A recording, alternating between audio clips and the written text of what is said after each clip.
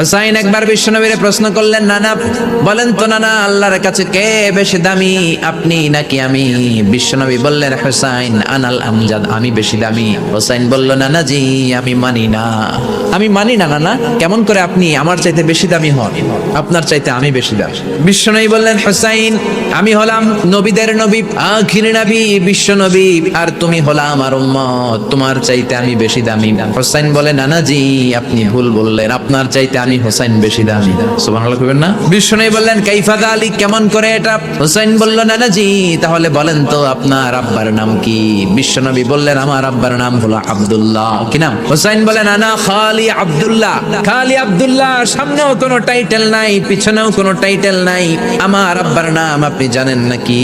আমার আব্বা হলো শেরে খোদা, দুনিয়ার সব কাফির মুশরিকদের জন্য আল্লাহ আমার আব্বারে বাঘ বানিয়ে পাঠিয়েছে। আমার আব্বা সাধারণ কোনো মানুষ নয়, বিশ্বনবীর মেয়ের জামাই। আল্লাহু আকবার। বিশ্বনবী বললেন, তাই তো, আসলে তো তোমার আব্বা বেশি দামি। আবার হুসাইন প্রশ্ন করলেন, নানা বলেন তো আপনার আম্মার নাম কি? বিশ্বনবী বললেন, আমার মায়ের নাম আমিনা।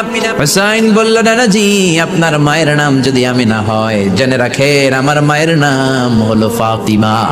জান্নাতে সর্বপ্রথম যেই মহিলাটা ঢুকবেন ওই মহিলাটা হলো আমার আম্মা জান ফাতিমা। ও নানা বলেন তো তাহলে কে দামি, আপনার আম্মা আমিনা নাকি আমার মা ফাতিমা?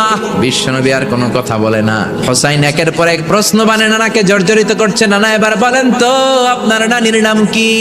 বিশ্বনবী বললেন, হুসাইন আমার নানির নাম হলো বাররা বিনতে আব্দুল উজ্জা। হুসাইন বলে, নানা আপনার নানিরে তো কেউ চিনে না, বাররা নামটা কারো মুখস্থ নাই। আমার নানির নাম আপনি জানেন নাকি? আমার নানির নাম হলো খাদিজাতুল কুবরা তাহেরা। একটা মহিলাকে আরশের উপর থেকে আল্লাহ সালাম জানিয়েছেন, ওই মহিলাটাই আমার নানি খাদিজা।